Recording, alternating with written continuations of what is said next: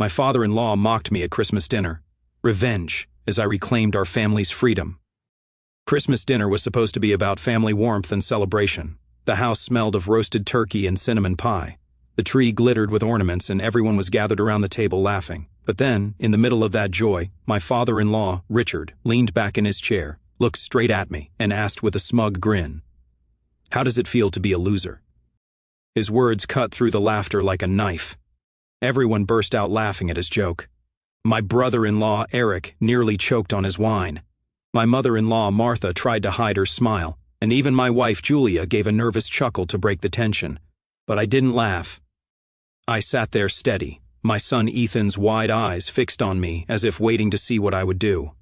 I forced a smile and calmly asked a question of my own.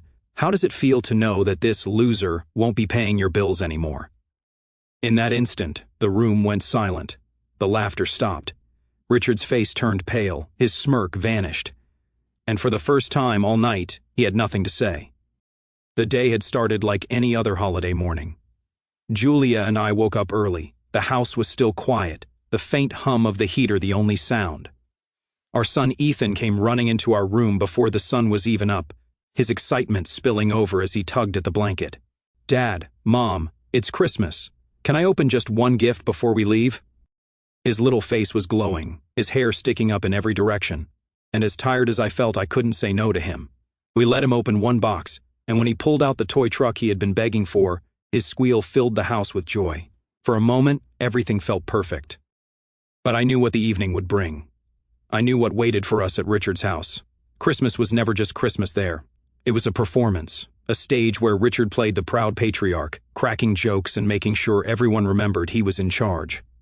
What the rest of the family never admitted, though, was that the life Richard paraded around as his own accomplishment had been kept afloat by me. I was the one who stepped in quietly, paying the bills he couldn't cover, wiring money for the house repairs he couldn't afford, even writing the checks that put Eric through college. He treated it like a given, as if I owed it to him simply because I married his daughter. The drive over was quiet, as it usually was. Julia could sense my tension even when I tried to hide it. She reached across the console and squeezed my hand. "I know tonight is always hard for you," she said softly. "But thank you for doing this. They need us." She meant it from a place of love. She had watched her mother struggle under Richard's pride and poor decisions for years. She had seen Eric skate by, relying on handouts, never once thanking the person who kept bailing him out. She wanted to believe that helping them was the right thing to do, that family meant sacrifice. I wanted to believe it too, but every year the cost weighed heavier on me. When we pulled up, the house looked warm and inviting from the outside. Strings of lights framed the roof, a glowing wreath hung on the door, and I could hear faint Christmas music playing as soon as we stepped out of the car. Inside, Martha greeted us first. She was always gentle, her voice soft, her smile kind.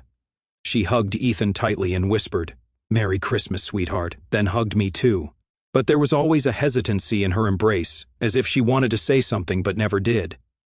Eric was already in the living room, drink in hand, legs stretched out on the recliner as if he owned the place. He gave me that same smirk he always did, the one that said he knew I was the one making his life comfortable, but he would never acknowledge it. "Hey man," he said casually, lifting his glass. "Glad you could make it. Hope work's not grinding you down too much." His words carried that fake concern that made me want to clench my fists. Richard arrived last, his entrance as loud as always. He slapped me on the back so hard my drink nearly spilled. "There's my son-in-law," he boomed, "the man of the hour, the quiet one, always working, never talking. Don't worry, we'll get you to loosen up tonight." Everyone laughed, and I smiled politely, but inside my chest I felt the familiar weight pressing down. Dinner was served beautifully. Martha had spent the entire day cooking, and the table was covered with roast turkey, mashed potatoes, cranberry sauce, and pies that filled the room with warmth. Ethan sat beside me, his eyes darting from the food to the presents under the tree, his innocence a reminder of why I kept enduring these nights. He deserved a happy Christmas, even if it meant I had to swallow my pride. As the food was passed around, small talk filled the air. Eric boasted about his new job that Richard had bragged into existence for him, a position he only held because of connections, not skill. Martha talked about the church service she had attended earlier. Richard interrupted often, making himself the center of attention, telling stories that exaggerated his accomplishments and painted him as the family hero. I sat quietly as I always did, chewing my food, smiling when appropriate, laughing when expected. But inside I was already counting the sacrifices I had made, the extra shifts I worked, the savings I dipped into, the vacations I gave up. Also, Richard could stand at the head of the table and laugh without a worry in the world. I thought of the time I paid his medical bill after his heart scare, and he never once said thank you. I thought of the time the roof leaked, and I wrote the check that fixed it while he told everyone he handled it himself. I thought of Eric's tuition payments, each one a reminder that Richard's pride came at my expense. Julia glanced at me every now and then, her eyes searching mine for patience. She knew what it cost me to sit there. She loved her father, but she also knew the truth. She was caught in the middle, and I didn't blame her. This was her family, her blood. I was the outsider who had given too much and received nothing but scorn in return. Still, I reminded myself why I was there, for Ethan, for Julia, for the idea of family, even if it was one-sided. I told myself I could make it through one more night, swallow a few more insults, and it would all be worth it when we returned home to peace. But as I looked at Richard laughing louder than anyone else, his glass raised high, his jokes biting deeper, something inside me shifted. For years I had told myself that providing without recognition was a mark of strength.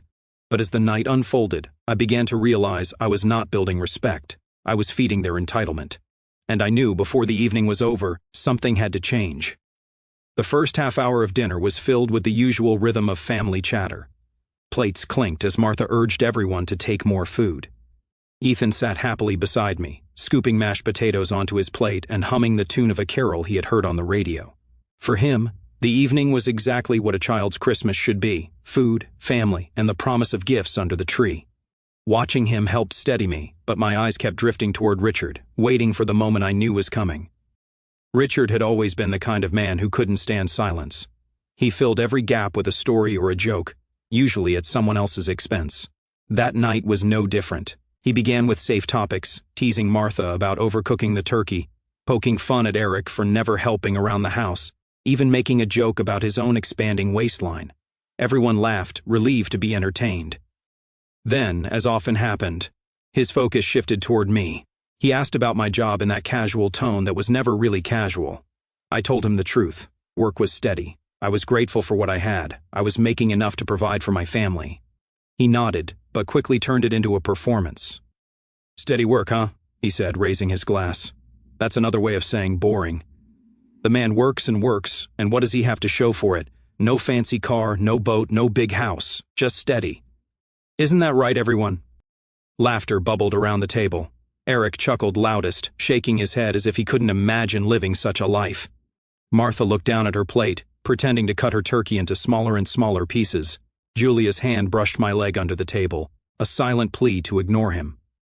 I smiled thinly and took a sip of water. I told myself I could take it, but the words stung. I had worked double shifts, skipped vacations, and cut corners. Not because I lacked ambition, but because I had been funneling so much of what I earned into keeping Richard's household from crumbling. To hear him frame me as small or unworthy made something in my chest tighten. Richard was warming up now, encouraged by the laughter. He leaned forward, elbows on the table, voice booming. "You know what I love about this guy?" he said, pointing directly at me. "He's dependable. Always shows up, always pays up. A man like that, he's the perfect son-in-law. You can count on him for everything." The words might have sounded like praise to anyone who didn't know the truth, but I knew what he meant. He was reminding everyone that when he fell short, I picked up the pieces. When he wanted to brag about being the provider, I quietly made it possible. The dependability he celebrated was the very thing that had chained me to his pride. Eric laughed again, raising his glass toward me. "Yeah. Cheers to the guy who keeps this family going. Without him, we'd all be in trouble." His smirk made it clear he thought it was funny. Julia finally spoke, her voice sharp with embarrassment. "That's enough, Eric." She looked at her father, too, her eyes pleading with him to stop, but Richard waved her off with a chuckle. "Relax, sweetheart. We're just having fun. He knows I'm joking, don't you, son?" I nodded once, but my jaw was tight. My son watched me closely, his fork frozen halfway to his mouth.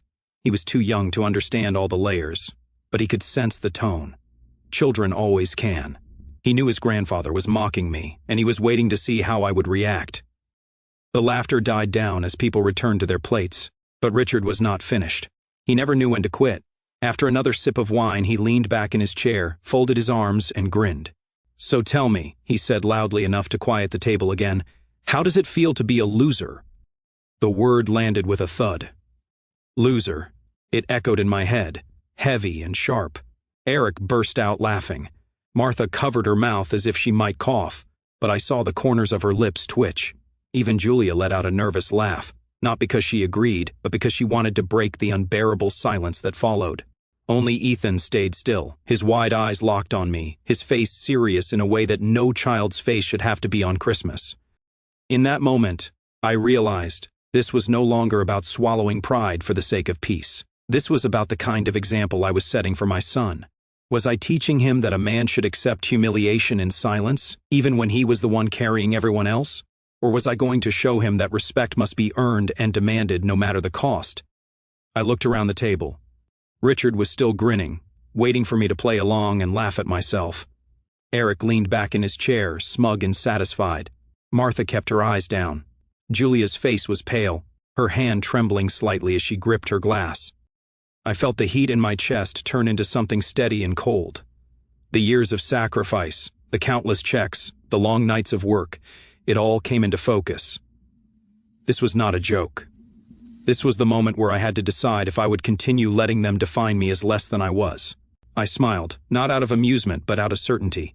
I knew exactly what I was about to say, and I knew it would change everything. When Richard's laughter rang through the dining room, I felt a strange calm wash over me. The word loser hung in the air, but instead of stinging the way he intended, it clarified everything. For years I had sat at that same table, biting my tongue, pretending his jokes were harmless, pretending his words didn't cut deeper with each holiday. But this time was different. My son was watching. Ethan's eyes were fixed on me, searching for a lesson in how I handled the insult. If I let it slide again, I would be teaching him that it was acceptable for a man to sacrifice everything and still be treated with contempt. That was not the lesson I wanted him to carry into his life. I set my fork down slowly, careful not to make a sound. I met Richard's eyes and held them, letting him see that I was not about to play along. His grin faltered slightly, as if he realized I was not following the script he expected. For the first time in years, I felt something shift inside me. I was no longer the silent provider, no longer the man who gave and gave while being treated as less than. I was ready to reclaim my dignity. The decision formed in my mind with a clarity I had never experienced. I would not raise my voice. I would not lash out in anger. I would not give him the satisfaction of seeing me break. Instead, I would use the truth. The truth had more power than any insult. It was the truth that kept him clothed and fed, the truth that kept this house standing, the truth that allowed him to play the role of patriarch while I played the role of ghost. Tonight, I would no longer be invisible. Julia noticed the change in me before anyone else. Her hand tightened on my leg under the table, her eyes widening slightly. She whispered, "Please don't." But it was too late. I gave her a reassuring look, not one of anger, but of resolve. This was not about revenge. It was about setting things right. I thought back to every moment that had brought me here. The night Martha called in tears because the mortgage was overdue and I transferred the money within the hour without asking questions. The hospital bill after Richard's surgery that I paid in full so his credit wouldn't be ruined. The thousands that disappeared from my savings cover Eric's tuition, even though he had never once thanked me. Each memory was fuel, not for rage, but for certainty. Richard smirked again, misinterpreting my silence. See, he knows I'm right. A good sport, this one takes a hit and keeps on smiling. That's why I like him. He knows his place. The words sealed it. He thought my silence was submission. He mistook my patience for weakness. I leaned back in my chair and smiled. But this smile was not the polite mask I had worn for years. It was the smile of a man who finally understood his own worth. I cleared my throat and the sound cut through the chatter. The room quieted. Eric stopped laughing mid-breath. Martha looked up and even Ethan set down his fork. All eyes turned to me. Richard leaned forward, eager to hear me make a self-deprecating joke, eager to see me confirm his dominance in front of his family. But that was not what he was going to get. The words formed clearly in my mind, sharp and steady. I was going to tell him the truth he had never been forced to face. Julia whispered again, "Think about what you're doing." I nodded slightly, but my decision was made. This was not just about me anymore. This was about her as well, about freeing her from the burden of watching her husband be disrespected by the people he supported. It was about freeing Ethan from growing up in a house where kindness was mistaken for weakness. I glanced once more at my son. He looked at me with those wide, innocent eyes, and I knew that whatever I said next would stay with him for years. He would remember not only the words, but the way I carried myself, the way I refused to bow to humiliation. This was my chance to show him what strength truly looked like. I turned back to Richard, and for the first time in my life I felt taller than him. My voice did not shake. My heart did not race. It beat steady, as if it knew this was exactly where I was supposed to be. "Richard," I said, my tone calm and even, "you want to know how it feels to be a loser? I'll tell you. It feels like sitting here for years, swallowing your insults while I paid your bills, kept your house standing, and made sure your family had food on this table. It feels like carrying a man who never once had the decency to say thank you." The room froze. Julia gasped quietly. Martha's fork clattered against her plate. Eric sat upright, his smirk gone. Ethan's eyes grew wider. Richard's grin faltered completely, his face flushing red before draining of color. But I was not finished. The turning point was not just in speaking, but in ending the cycle. I leaned forward slightly, still calm, still steady. "And from tonight on it feels like freedom," I said, "because this loser will no longer be paying your bills." Silence followed, thick and heavy. For the first time in years, Richard had nothing to say. His face paled, his mouth opened and closed without a word. The authority he clung to so tightly crumbled in an instant. In that silence, I felt the weight lift off my shoulders. I had made my decision, and there was no turning back. The words left my mouth like a final stone cast into still water, and the ripples spread instantly across the room. For years, Richard had controlled the table with his voice, his laughter, his cutting remarks, but now it was silent. The only sound was the faint hum of Christmas music playing from the living room speakers. He stared at me, his mouth slightly open as if he hadn't heard me correctly. Martha's fork slipped from her hand and clattered against her plate. She froze, her eyes darting between me and Richard. Eric's smirk vanished. His glass lowered slowly until it rested on the table with a soft thud. Julia pressed her lips together, her hand still gripping mine under the table, this time with something closer to relief than fear. And Ethan, my son, looked at me with wide eyes that shimmered with something new, something I had never seen in him before, pride. Richard cleared his throat, trying to laugh it off. "You're joking," he said, forcing a chuckle. "That's a good one. Real funny." His eyes darted to the others, searching for support, searching for the familiar laughter that had always followed his words. But none came. The silence pressed down heavier with each second. I shook my head. "I'm not joking." My voice was steady, calm, louder than I realized, filling the room in a way it never had before. "I've paid your mortgage, your medical bills, Eric's tuition. I've covered repairs, groceries, and everything you pretended came from you. And you sit here in front of my son and call me a loser." Eric shifted in his chair, his face red. "Wait, you paid my tuition?" His voice cracked, the smugness gone. I looked directly at him. "Every semester. You think your father did? He never had the money. It came from me, from the hours I worked while you enjoyed your classes without a care." Eric's mouth opened, but no words came out. His eyes darted to his father. Betrayal was plain on his face. For the first time, he saw his father's pride for what it was, a lie built on someone else's sacrifice. Martha looked down at her lap, her hands trembling as she twisted her napkin. She had always known on some level, I suspected, but hearing it spoken aloud stripped away any denial she had left. Tears welled in her eyes, not only from shame but from the realization that she had let her husband's arrogance blind her to the truth. Richard's face grew pale, his bravado collapsing under the weight of my words. He tried to rally, his voice rising in a strained tone. "You think you can sit there and embarrass me in front of my family? You think you can walk away after all I've done for them, all you've done?" I leaned forward, my voice sharp but still controlled. "You've taken. You've mocked. You've leaned on me while pretending you stood tall. You've humiliated me in the same breath you've relied on me. But that ends tonight." The tension broke like glass. Julia, who had sat quietly for so long, finally spoke, her voice strong and unwavering. "Dad, he's right. You've treated him horribly while letting him hold this family together. I've watched him work himself to exhaustion so you could sit here and play the proud father. And I let it go on because I didn't want to upset you, but enough is enough." Richard turned to her, his face etched with disbelief. "Julia, you don't mean that." She met his eyes with the steadiness that matched mine. I do. I'm ashamed I didn't say it sooner." The weight of her words fell harder than mine. She was his daughter, his pride, his defender. To hear her side with me, to see her acknowledge the truth, broke something in him. He looked at Martha, but she did not come to his rescue. He looked at Eric. But Eric sat stiff and silent, his face pale. Ethan shifted beside me. His small voice broke the silence. "Dad's not a loser." His words were simple, innocent, but they landed with more power than anything else that had been said. Everyone turned to look at him, this little boy sitting at a table of adults. And in that moment, he spoke the truth in its purest form. I placed my arm gently around him and said, "That's right, Ethan. I'm not. And you never let anyone make you feel small when you know the truth about who you are." The room stayed silent. The Christmas lights blinked softly in the background.